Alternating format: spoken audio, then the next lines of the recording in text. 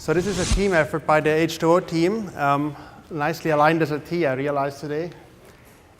We're about 65 or so people, growing nicely, and the company is a startup in Mountain View, and it's a software product company. So we're not services, but we're building actual product, and the product is AI for enterprises, AI for business.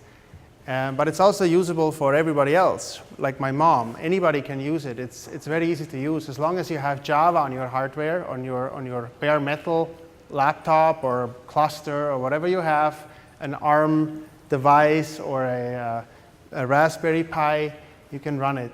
And it's open source. You can download it right now. It has a bunch of algorithms that operate on these distributed data frames that are in memory and compressed and all. So you can make operations, row slicing, columnar transformations, joining, all kinds of stuff. And all of it is done on the back end in a distributed way. And then your client experience is fun because on your laptop, you're just typing some strings. Your laptop is always nice. There's no cooler blowing or anything on your laptop. It doesn't get hot, doesn't use battery. The cluster does all the work. And in the end, when you build a model, which is the core part of H2O, you actually deploy those models with a single button, click of a button, right? The code to deploy is auto-generated. In Java or C++, it's a package that you get that you can put your models into production. We don't just build a model, but we also make this package. And as you can see, H2O is somewhere on this map. Who can spot the yellow spot? This was CB Insights, which is one of many players in that space, but we really go after the big companies. A fifth or so of the Fortune 500 are using us, and mostly fintechs, insurance, healthcare, and that shows up in the Gartner Magic Quadrant, where we made our debut this year as a leader. Actually, it's not, it's a visionary, almost a leader. I always mistake this one. The line here where we have to cross is a little above us. That makes us a leader once we get across that. So the execution has to go up, and the completeness of vision has to go up as well. And we're working on that very hard on both fronts. So the vision is like automatic machine learning, smarter stuff, stacking, ensembling, deep learning, AI, reinforcement learning, all this smart stuff that brings us to the right side. And getting even more customers will get us top. This was TechCrunch, San Francisco, shout out to us. And of course, you see some logos there, Cafe, MXNet, TensorFlow. I'll talk about that in a minute. Fortune spoke about us just recently. I think Forbes as well. There's a book written by the community that came out in December, and it's actually a very good book. So if you are interested in it, we might even be able to get you a discount, so ask us or just go buy it. It's like $30 or so. But it's a really good, thick book that explains everything about H2O from start to end for R and Python and all that. Customers love us because we love them, so we always care about the customers first. Since the company was founded in 2011, customers were instrumental, feedback was critical. So ADP, Progressive, Capital One, Market Share, Kaiser, Zurich Insurance, and Comcast. And then there's Hospital Corporation of America, McKesson, Macy's, Transamerica, PayPal, eBay, Cisco, and Nielsen Catalina. For example, Nielsen matches up what you're buying with your credit card and what you're watching on TV and sees if there's any connections between the two things. Cisco is building 50,000 models in like a model factory to figure out how much to sell each item for each country and each store, and so on. There's a lot of use cases from fraud detection to sepsis detection in the HCA. You don't want to get sick when you go into hospital. It's still the leading cause of death in a hospital is actually sepsis, getting poisoned by something else that wasn't your illness. And we're working hard to make everybody's lives better. So the H2O engine itself is basically able to read data from anywhere. It's agnostic to the data source. It just has a bunch of connectors, mostly just flat files somewhere, Hadoop, for example, or S3. It reads the files in parallel from all the different worker nodes, as we call them, the cluster. The H2O cluster consists of worker nodes or cloud nodes or whatever they call it. But they all suck in the data in parallel. Every thread on every one of those machines is reading data. So we're really fast in parsing probably the fastest parser overall. And then once it's in H2O, it's actually compressed. Each column is compressed by the types. As you mentioned, Alexi, earlier, we don't store doubles if the number is a 1.3. We just store a 13 and we say divide by 10 later if all the other numbers are also in that range, right? You can do smart stuff, run length encoding for sparse stuff, floating point tricks. So we are only storing 1 byte or even bits sometimes if it's a binary column. Then once the data is in memory, it's distributed across the cluster.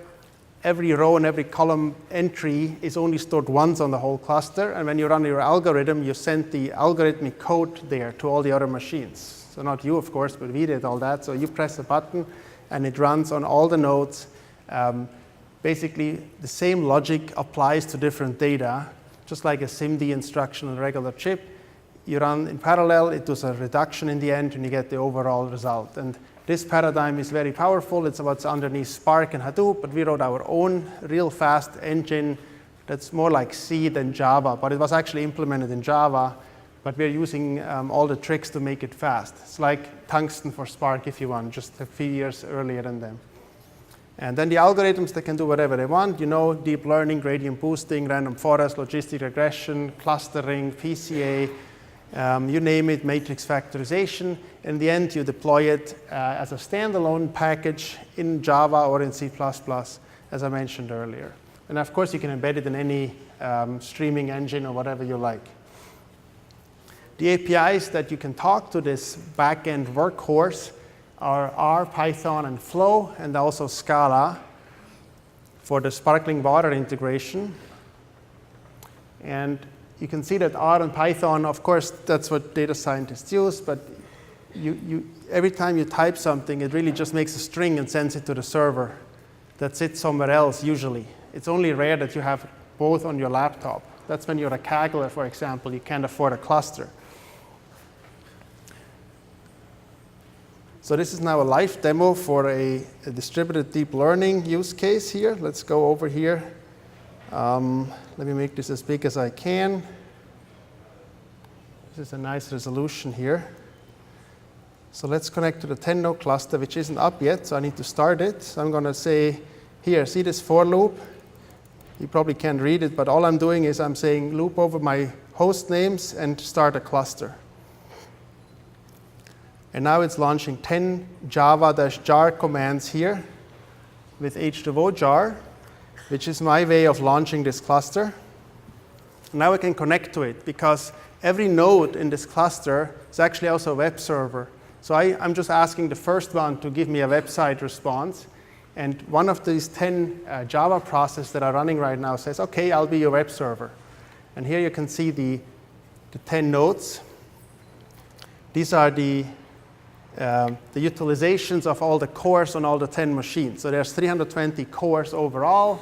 And green means it's busy. Someone else is probably developing something right now. This is in our Mountain View office. So I'm just like hijacking that for this demo, but it's OK. We don't really care about the speed or anything.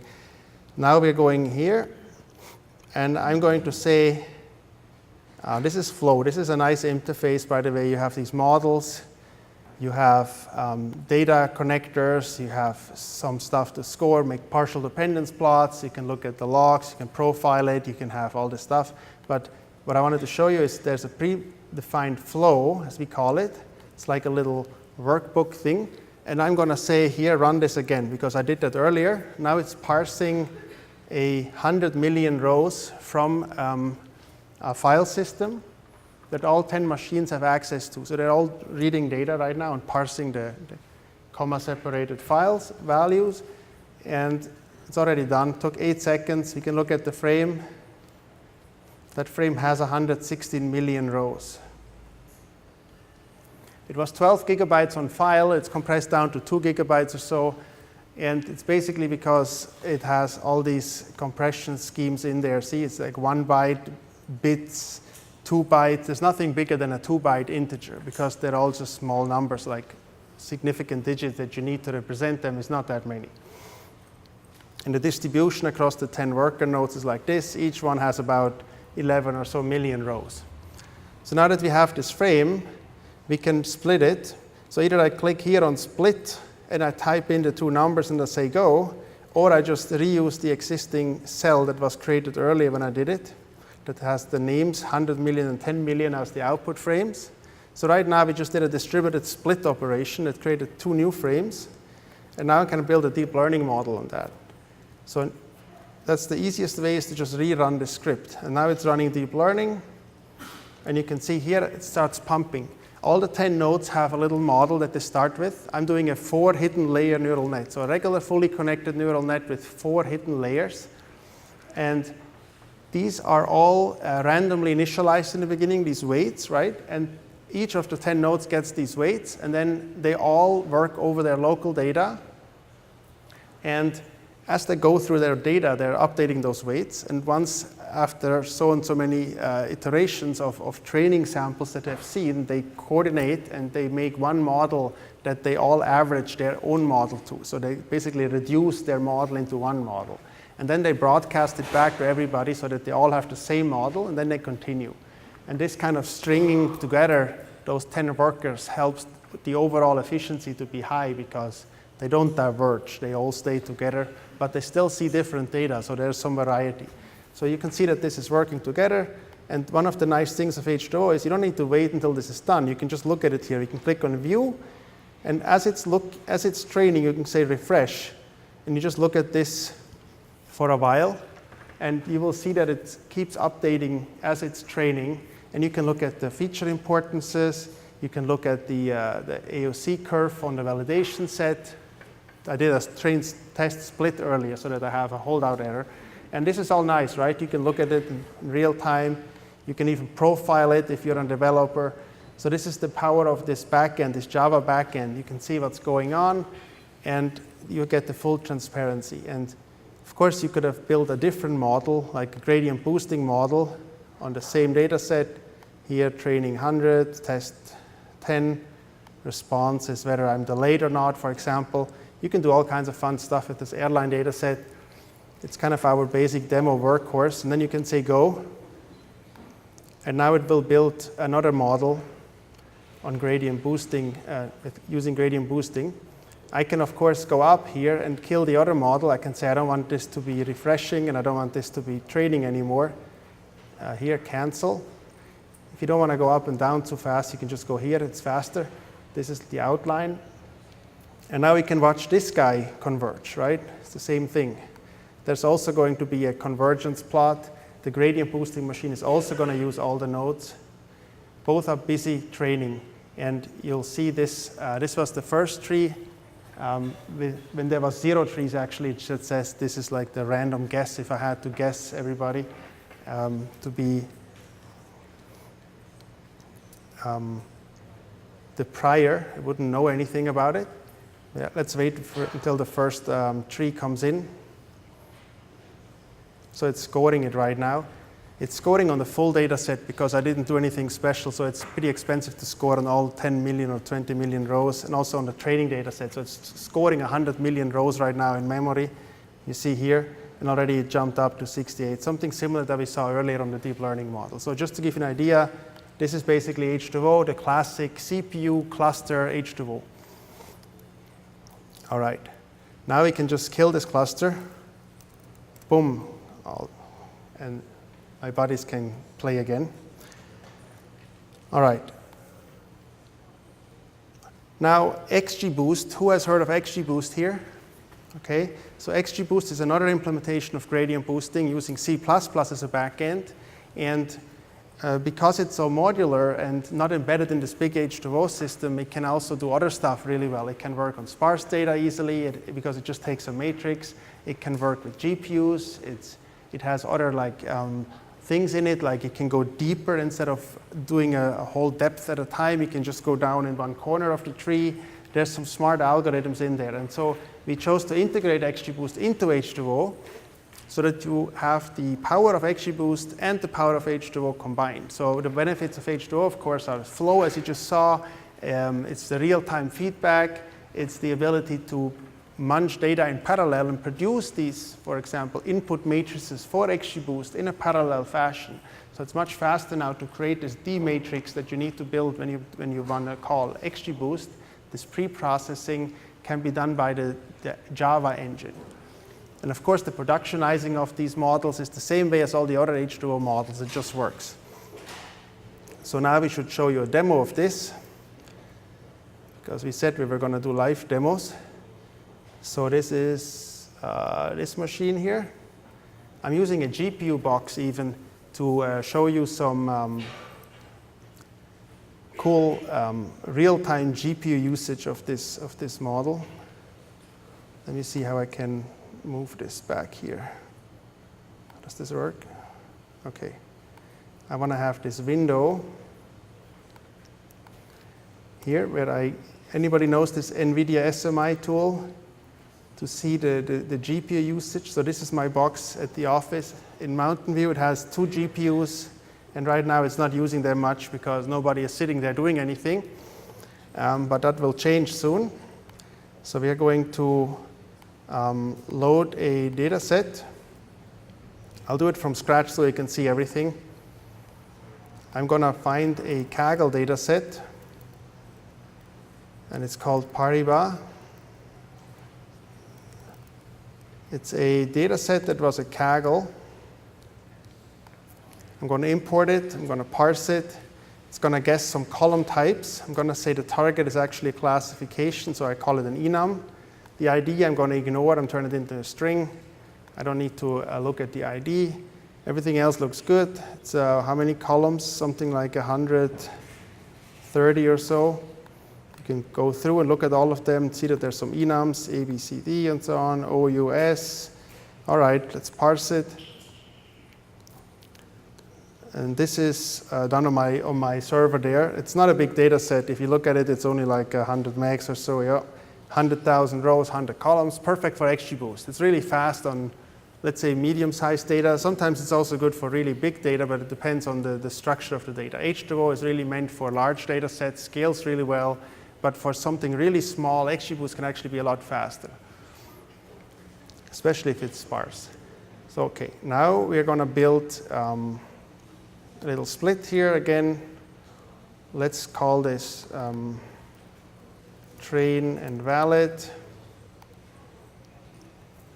7525. And let's build a H2O GBM model first as a baseline. Let's call it H2O GBM, so we remember it later. And we use the validation set just to score. We're not going to do early stopping or anything. We're just going to run it for 50 trees, depth 5, just the default. So this is not too hard to use if you know what a gradient boosting machine is. And I'm saying this is the response, and I don't need the ID in there because that would be overfitting, and all the rest is just defaults. And this will run quickly and will not use the GPU here at all. But if you do a top, you can see here it's using the CPU. It's already gone. OK, so I'll do it again. It only took 12 seconds. These are the CPUs. I'm not doing the power perf bar thing. I'm just using top here. OK, so H2O uses all the cores. And now we're doing the same thing. But first, let's look at the model. So the model has a 79 AUC on training and a 74.6 on validation. Okay? And these are the feature importances. And if you wanted to deploy it, you can actually just click here on the download model deployment package or on Pojo. There are 2 ways to deploying it. If you click on the Pojo, it just downloaded it. There's also a preview, actually. The preview is even nicer because you don't even need to leave the browser. So this is the scoring code that's auto-generated. You can see all this Java stuff. This is all the work of all the trees, and each of the trees are also explicitly unrolled in this code. All this work you don't need to do anymore, all the categorical levels and so on. It's a lot of stuff. They even stopped before the trees came. This is a lot of like headers with like what are the categorical levels and so on. But let's go back and build another model, this time an XGBoost model, because I told you that that's now working as well. So target, I ignore the ID. Everything else is default. But you can see that there's XGBoost, ETA, and so on. These are XGBoost conventions. So if you use the XGBoost, you can just use the same names for the parameters. You don't need to learn H2O conventions. for example, call sample by tree and so on. There's also the loss guide HIST method, which is light GBM. There's the approximation, exact, all kinds of stuff, like really cool. This is the full integration of XGBoost. And of course, the backend can be GPUs now as well. And if I say go, this should now use some CPU, but also NVIDIA GPU. See this here? This number at the top is now no longer 0, it's 95. If you can't see it, I'm sorry, I can make it a little bigger, but I'm sure you believe me that this actually was using the GPU. And now let's look at the model. This wasn't scored in the middle. We score every so often in the first 4 seconds, and then after that we only score 10% of the overall time. We don't want to spend all our time scoring. That's why it's like disconnected. But you can set it to be scoring interval of like 5 trees, then you get it every 5 trees. So you don't have to have this jagged line there. It's just the default. This was so fast that it just basically didn't need to score. So also 74.5 validation AOC. So now you have 2 models, and you can look at the variable importances, and you can deploy the same thing, right? This also has a deployment package here. When you click on the download deployment package, it downloads it. And if you look at this file, what is it? It's a bunch of bytes, some domains for the categorical levels, some experimental details, and then here an ini file that explains like what's the model, right? It's XGBoost, it's license Apache license v2, sparse was enabled, blah, blah, blah. This is all the settings. So this is very easy, very transparent. You can run this with ease. So now you're saying, I don't like flow, I want to do this in Python, I'm a programmer, I'm not just a clicker. All right, I get that, let's do that. Let's go back to the Jupyter interface, and I loaded a simple little thingy that says connect to my H2O cluster, load the H2O package first, and then connect to it. I launched it 40 minutes ago before my talk. It's using 40 cores, it's all nice, and now I can just get these 2 models that I built earlier, and I can just print it. I think maybe I didn't name the XGBoost model XGBoost, is that right? I probably called it something else, yes. I should have called it XGBoost, but I was lazy. Oh, sorry, that's the wrong one. I should actually go to this one. You have to know the name of the models when you get them from Python, otherwise it's not going to work. So I can go here and can either do list models, and I will see this is the one. Okay, now I can put that in here and say, give me that guy. All right, and you see the 2 numbers that we saw earlier, the validation AOC. So I'm asking the model for its AOC on validation. By default, it gives you the training error, which you don't care about as much. And now I'm saying, fetch me that frame. Of course, the laptop doesn't do anything. It just has a handle to it, and it tells the server to do all this, right? Nothing has left the server yet. My laptop here is not doing anything. Even if this wasn't hosted in Jupyter on my server, it still would be not doing anything in Python. It's just a pointer to the state in Java on the distributed system. Now I'm saying predict with both models, GBM and XGBoost, and take half and half and take the average. That's my new prediction. It's just a little better, hopefully. Let's see if it's true. I don't know. 74.9. Yes, nice boost. See, that's how you do blending. This is simply an ensemble method of the purest kind. You just take both. And you don't even need to guess how much. You just take them half. So this is an easy way to put 2 models in production. It gives you a better model than any one of them. Of course, tuning those would be even more valuable than just blending them, but an expert will do both. All right, that was that. So let's go back to the presentation. So you saw that this Kaggle challenge can now be done with 2 methods in the H2O framework from Python or Flow using GPUs and the whole H2O infrastructure. So now let's move on to deep water. That's what we're here for. I know you guys are hungry, but for now all you get is water. Stay hungry, they say, right? It's a good thing. All right, so H2O Deep Water is an integration of MXNet, TensorFlow, and Caffe into H2O. So now we have 3 more GPU thingies running inside of H2O. You know that NVIDIA's cuDNN library is really fast. Intel MKL is also fast, and if you have a Xeon Phi or so, you can be very competitive in terms of performance. So don't get me wrong, I'm not saying Intel is slow. I'm saying if you take a laptop or your desktop at home and you just do pip install or something, it might not be as fast, right? So you have to first figure out to get MKL installed and all that to make Intel faster, but it still will not be as fast as a nice $400 GPU, let's say. That's really the strength nowadays of GPUs, is to do deep learning. That's why the NVIDIA stock is going up. So now the use cases that are possible with this method called deep learning on GPUs is that you don't have just these 4 hidden layers, simply connected, fully connected neural nets. You can do complicated convolutional neural nets and so on. And these use cases, of course, go into unstructured data and all. And just to give you an idea how these graphs look like, in the past it was the left side. They just have fully connected, layer, layer, layer, that's it. They all talk to each other with dense matrices. Now you have these convolutional operators and pooling and averaging and all that stuff. So there's real tensor flows. That's the name, TensorFlow. But we don't do just TensorFlow. We also do MXNet and Caffe. They each have their advantages.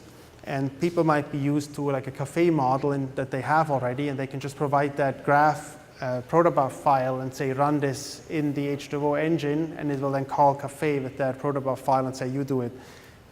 Because H2O is not really good at convolutional neural nets, right? H2O is written in Java. It's not meant to do this dense linear algebra on a GPU. So it's calling this C++ backend, but it's not calling it from Python. It's calling it from Java. So it's really fast. From Java, multi-threaded data pre-processing, handing it down to the C++ process that has the GPU. And of course, the whole thing is also deployable as a mojo, as we call it, the model object or something, Java object. And for example, what you can do is you can take a state-of-the-art image classifier, this ResNet Inception that came out of ResNet and Inception. And ResNet was Microsoft, Inception was Google, and put them together. They got the best of best, basically. And this architecture is something like a few hundred, I don't know, a few hundreds, I'm sure at least 300 or so layers deep. But it's always repeated. So the yellow and the blue and the pink parts are just repeated, the same building blocks over and over again. So it actually is pretty boring, but once you know the structure, of course, everything's boring. The graph itself, I can show you. Let's go, I think we might have it live somewhere. So you see there's a bunch of example scripts, and they're actually in GitHub. You can get them right now if you want. They're in H2O3 examples deep learning notebooks, and there's a lot of them, and this is the one that I'm showing. This ResNet Inception v2 is actually a graph that's defined by these several pages of Python code. It's not trivial to come up with this, but luckily there's open source contributors, and I just copy-pasted it from the internet. This is the MXNet implementation of that graph. I literally just took it and wrapped a safe as around it and dumped this to a file, loaded it back into H2O and said go. We can actually do this live demo as well. I think this one here. And again, you should see this number here go up soon. So let's connect to it. Okay, 47 minutes, that's my time. This is the graph. We don't need to look at it. Let's define the graph. Okay, so this is Python, Jupyter Notebook, defining the method that says this is how you make a graph. Now let's read the frame that I want to use for training. And this frame is simple. It just has a column full of paths for JPEGs and another column with labels. So this says cat, dog, mouse. This is the JPEG. That's the easiest way to do it. There's no binary data or anything in H2O. But once you give this frame to H2O, which is a valid CSV, right? Then it will say, oh, I see this is a JPEG, so I'm going to get the image reader for that, and I'm going to read those JPEGs all in parallel, scale them all, make them the right size for this graph that you gave me, and then I'm going to hand these float arrays that are well defined with 3 color channels and so on down to the GPU backend.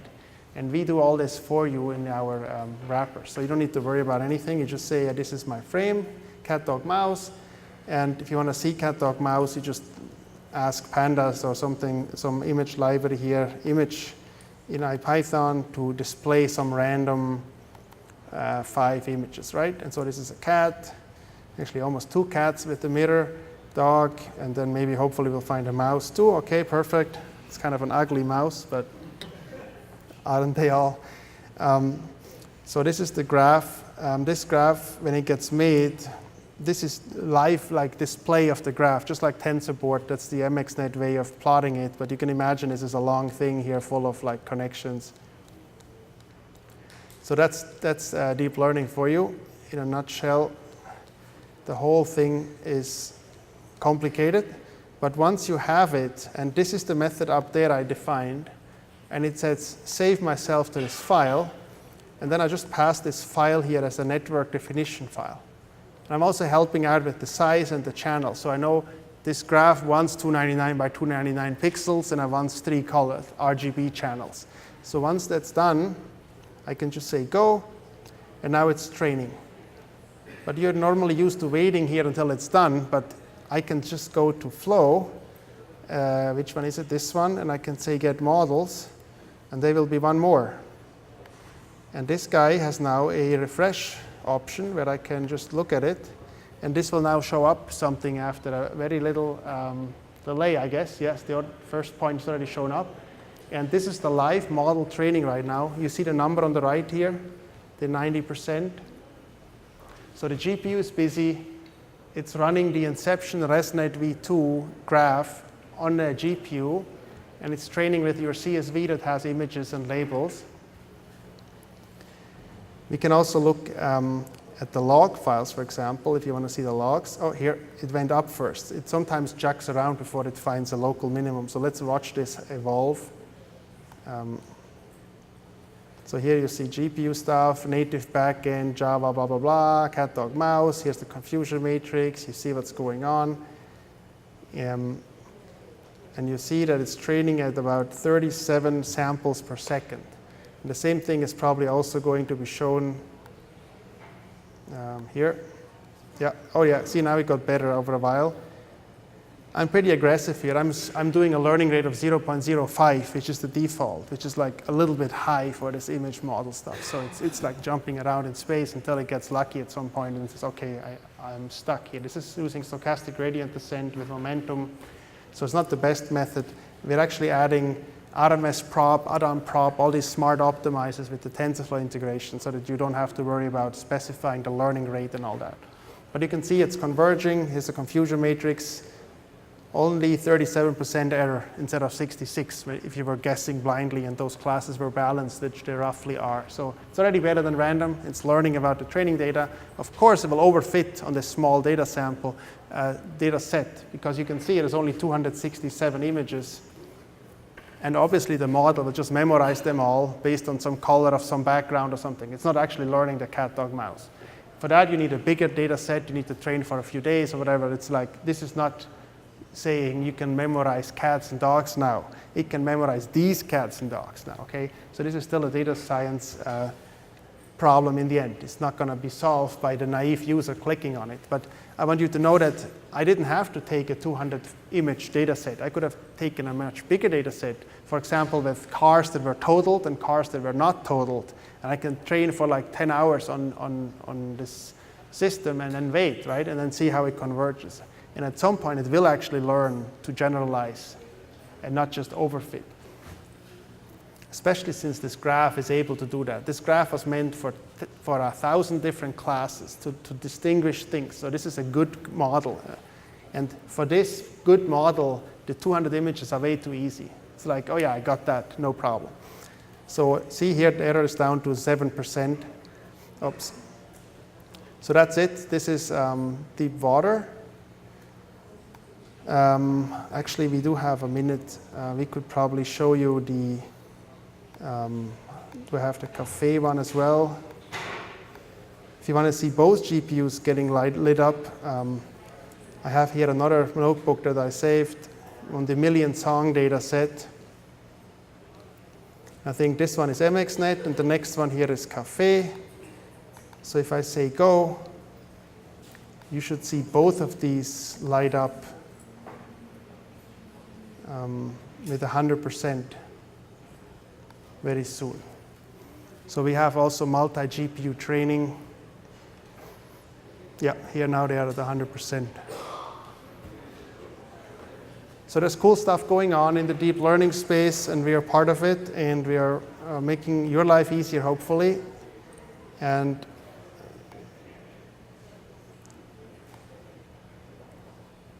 there's a lot of things you could do, especially if you know your data, right? If you have a lot of data, that's really the value. Algorithms are more a commodity, but knowing how to use them and knowing how to have a framework to do all this stuff, that's still not solved. There's not just an easy button, unless you go to the cloud and use maybe Google Cloud Compute or something, but then you have to go to the cloud and you're restricted to what they offer you, so it's not quite solved yet, this whole problem.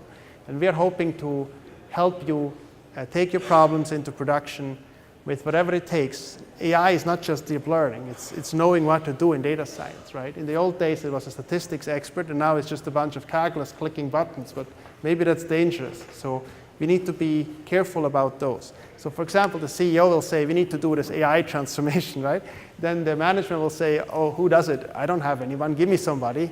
And then you can see this here, right? Obviously, the senior guys will say, oh man, I've been doing Python and R for 10 years or so, or 20 years. I've never done deep learning, I really should start. And all the kids are doing it already. And the rest of the world has no clue. They say, what the hell is this, this AI stuff? Is it here to take my job away, right? And it is actually happening. Like the driver, truck driver is the #1 job pretty much in every state in the US. And driving is not that difficult for a robot, as you know. So our professors tell us, start with interpretability. So this is the trilogy here, the Boyd, Hastie, and Tip Sharani, the Stanford professors. And when they meet us in our offices every so often, they literally say, like, what's important is not to just run stuff through the GPUs, but to understand what you're doing. Of course, if you do both, even better. So which platform do you want to use for AI? Which programming language? Which hardware? There's even a quantum computer in the bottom right. You saw that right. This is a quantum computer doing deep learning because it optimizes some system in physics, right? And it can also optimize the state of a neural net. But they also want to use neural nets to optimize the quantum computer. So they both go hand in hand. And this is a cool, exciting space. Then there's analog chips that mimic the brain, FPGAs, stuff that gets made custom for deep learning. But the rest of the world is still using either Intel or NVIDIA chips. But then the IoT space that has embedded devices at the edge, they don't want to use a big Xeon on that little handheld device, right? So there's ARM as well. So they're all playing, and everybody wants deep learning. Of course, then you wonder, on-premise, on the cloud, where should you deploy this stuff? Who's doing it? Is it my people? Is it your people? Do you need to grow that knowledge or not? There's a lot of problems. So I like crowdsourcing. I like Kaggle because you learn a lot. You force yourself to learn a lot unless you don't like losing or whatever. Maybe you got it wrong. But if you like losing, then you shouldn't go to Kaggle. If you like winning, then it's a really good exercise because you will not win and you will try harder. And that's why Kaggle is good. And you don't want to trust your genius unless you really know that's a genius. It's better to ask 100 people and see if one of them gets lucky, right? And you can do part-time crowdsourcing of data scientists and all that kind of stuff. So the data science service will modernize as well. There are startups doing nothing but this crowd service for data science. But of course, an internal bake-off is still a good idea if you want to keep your people happy and keep them getting smarter. So that's what we usually do. And in the end, you still need to wonder, what are you doing, right? Is it really necessary to throw all these images into a GPU? Or should you just get a new feature that says how many times you had a transaction the last week? That's your churn predictor. You don't need to look at their face as they're typing on their phone. You just need to ask your common sense questions. And once you have a model, what do you do with it? Just press the button, say predict, or do you actually look at the statistics? Do you understand the model? And so we're working hard on the feature importance, but also the interpretability of a per observation scoring, right? When you're saying, why is this person rejected? You don't want to just say, well, because the neural net had 1 million multiplications that led to it. You want to say, well, because of this and this. So this is basically it. I think in the future, you'll see more of these things going back to the drawing board, but you'll also see more of these things. where anybody tries to automate everything, right? And Charlie Chaplin did it 100 years or so almost ago. And if you haven't seen Modern Times, now is a good time for it, because it never will be as modern as today. So thank you very much.